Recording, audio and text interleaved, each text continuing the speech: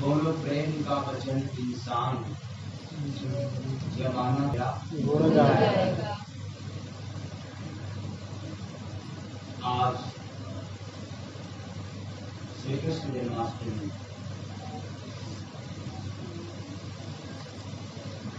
और भगवान कृष्ण जब इस धरा पर आए तो प्रेम की स्थापना की। इसलिए कृष्ण को प्रेम मूर्ति भी कहा जाता है। जितने लोग भगवान कृष्ण को देखते थे मुग्ध हो जाते, मोहित हो जाते, उनकी तरफ आकर्षित हो जाते। इसलिए कृष्ण का दूसरा अभिप्राय आकर्षण, वो अपनी तरफ आकर्षित करें।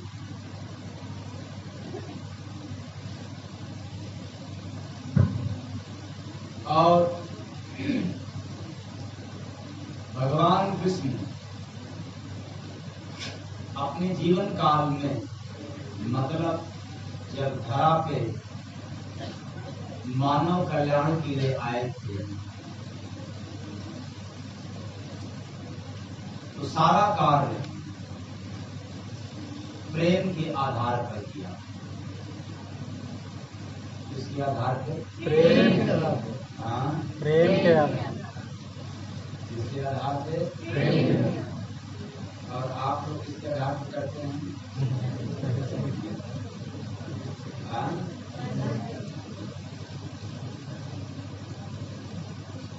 लेकिन प्रेम को आधार बना करके कार्य,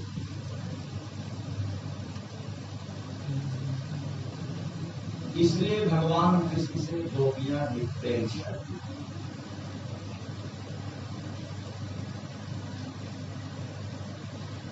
और उस कार्यकाल में दानव मानव भी प्रेम करते थे। लेकिन आप कहेंगे तमाम राक्षसों से कोई युद्ध करना पड़ा, करवाना पड़ा, वो भी प्रेम से, वह भी प्रेम से। तो आज एक बात याद आ गया, प्रेम। जैसे महाराज जी के जीवन में एक बात याद आ गया, प्रेम वाली बताया वो घटना। तो मेरे जीवन में एक फकीर आया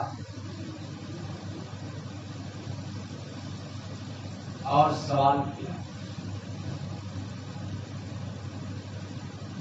सुनने में आया है कि आप अन्न छोड़े हैं, लोगों ने बताया। इस तरह से बताया, लोगों ने बताया।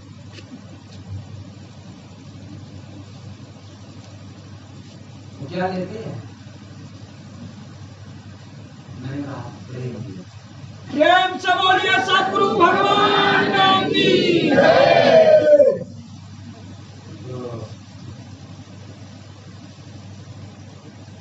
कहते हैं फकीर का अगला सवाल, तो क्या प्रेम लिया जाता है क्या? हमने कहा अवश्य। कहा कैसे? मैंने कहा प्रेम। प्रेम लिया भी जाता है तो प्रेम से।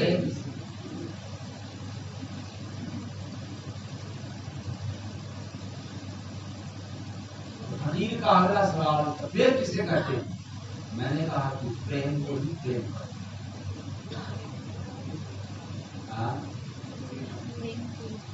प्रेम को ही प्रेम करते। प्रेम करते। क्या है? साथ साथ बताइए।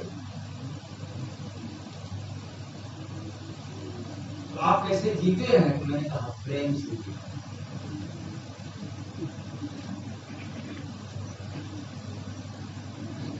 तो इतनी जनता आपके पीछे पीछे दीवानी भाई है, ये कैसे? तो मैंने कहा प्रेम से।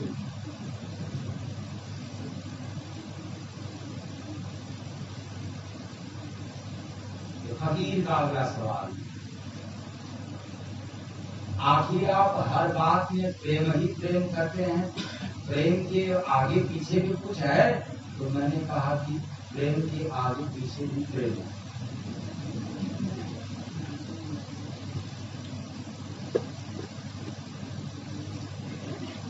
तो कहा फिर प्रेम के आगे पीछे जब प्रेम है तो फिर प्रेम के बाद कुछ नहीं है? मैंने कहा कि प्रेम के बाद प्रेम ही है।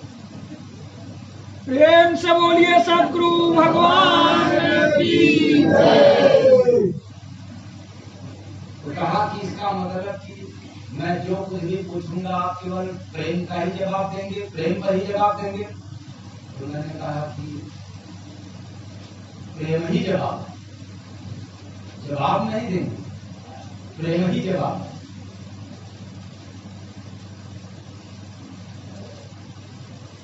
तो कहा कि प्रेम को कैसे आपने जाना? तो मैंने कहा कि प्रेम को हमने प्रेम से जाना।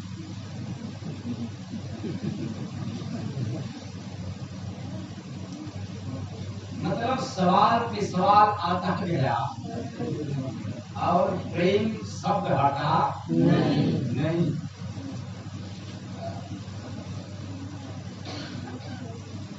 तो फकीर ने कहा कि आज मुझे पता चल गया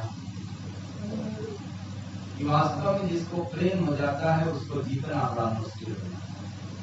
प्रेम से बोलिए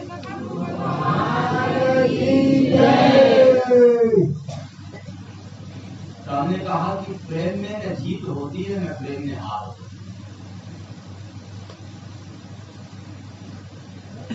अगर प्रेम में जीत होगा तो अहंकार पैदा हो जाएगा और प्रेम में हार हो जाएगा तो दुख खड़ा हो जाएगा। इसलिए प्रेम हार जीत से भी परे, केवल प्रेम ही है।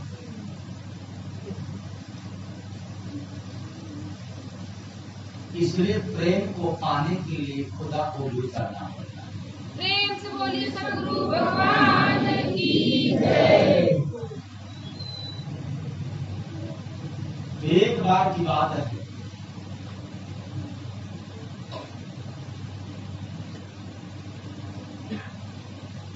भगवान कृष्ण, बलराम और सात्विकी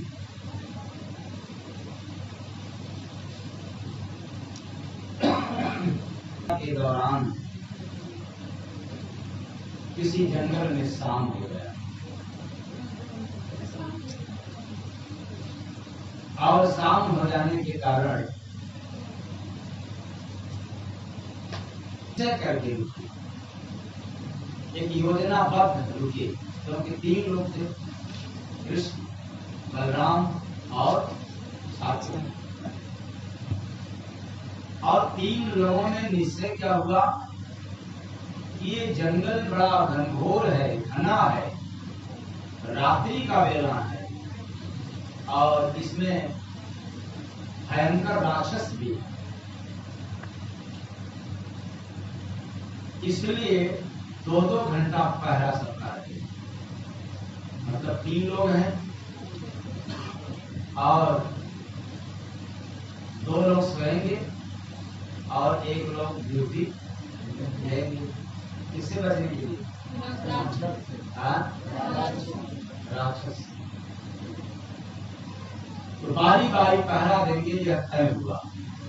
इसलिए निश्चय करके विश्राम किया और जब सात्विकी पहरा देने लगा शुरू में तो राक्षस आया और अपनी ताकत दिखाया। जब घनघोर युद्ध हुआ, इससे सात्विकी से। तो राक्षस समझ गया कि मैं इससे हार जाऊंगा, तो भगा बलराम की तरफ और उनके आड़ में छुप गया। कुछ देर बाद बलराम को उकसाया और उनसे भी युद्ध करने लगा। कौन? राक्षस। कहाँ? उस घनघोर जंगल में बंद।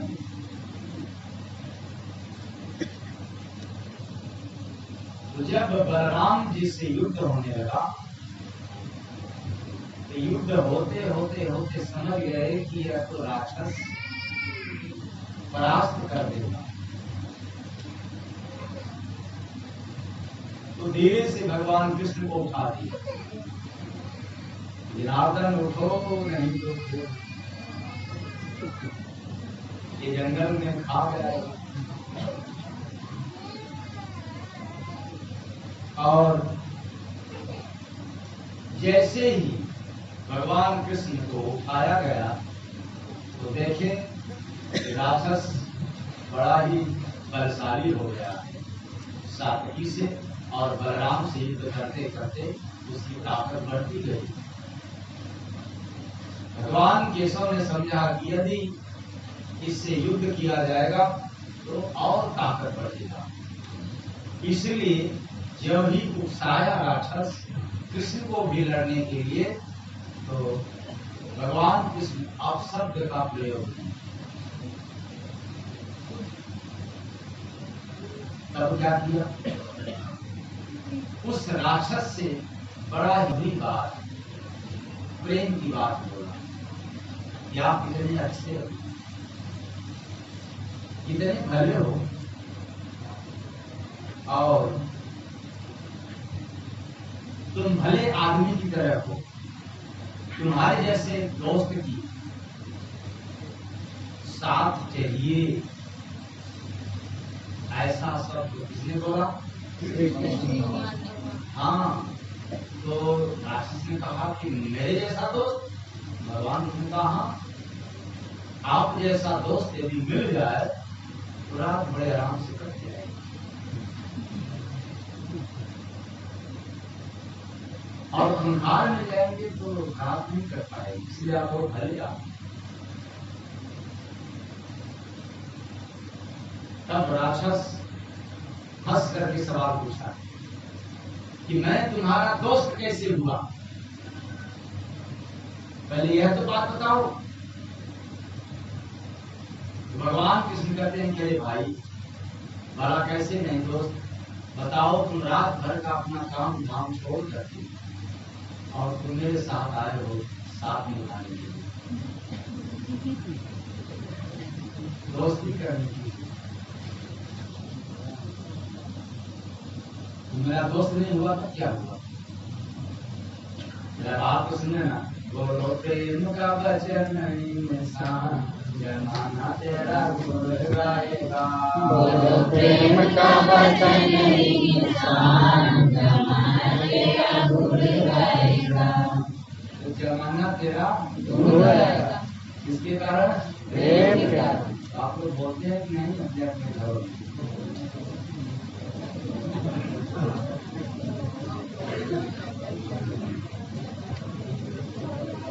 ऐसी बातें बोलिए कि सबसे बड़ा हो। और उससे कभी न बोलिए जो आपसे टकरा हो।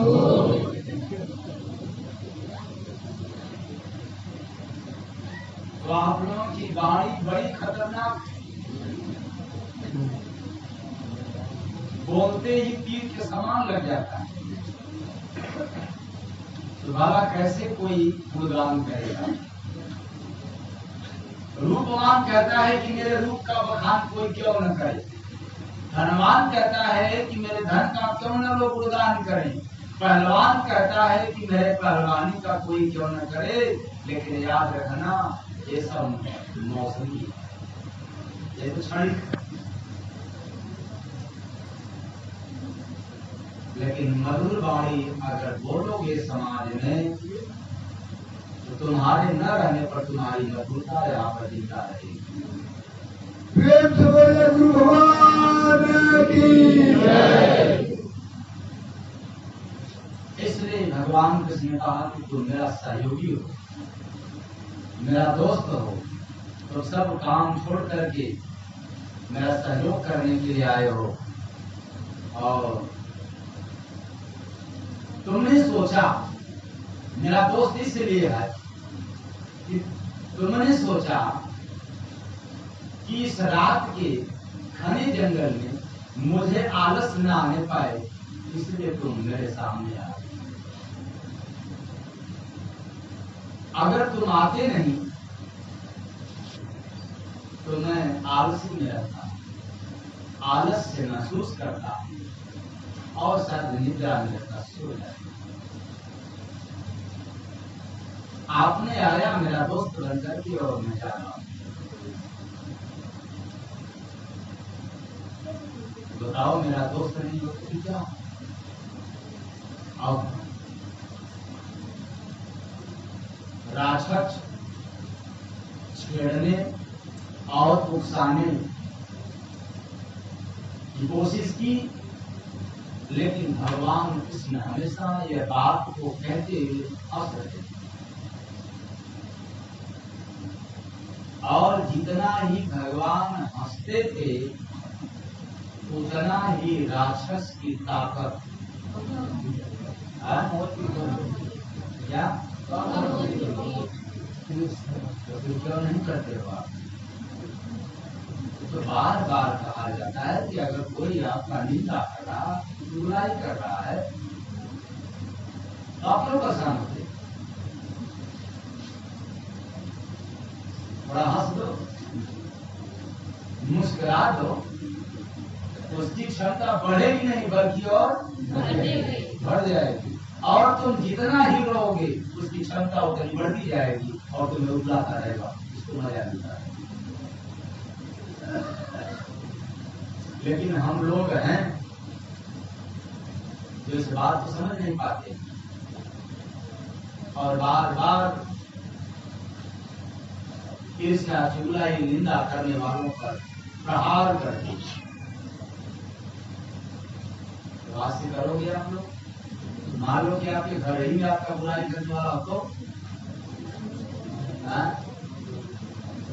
तब हंसोगे कि रोगे?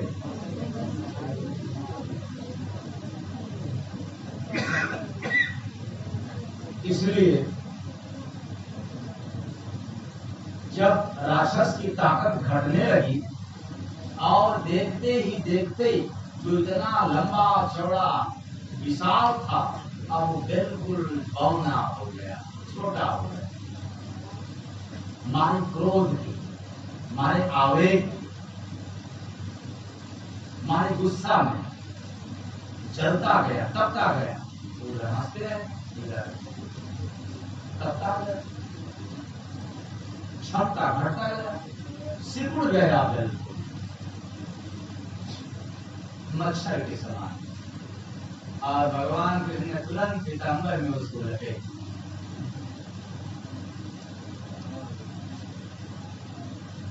किसके कारण? बड़ा होने का, छोटा होने का? हाँ,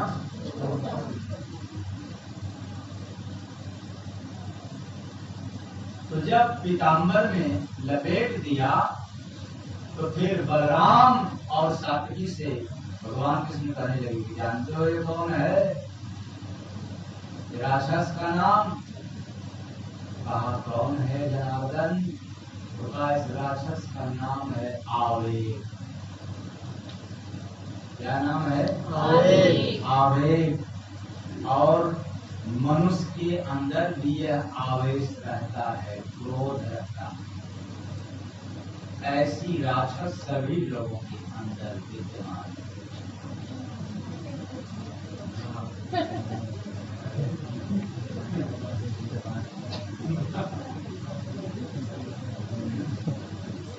जो लोग बात बात पर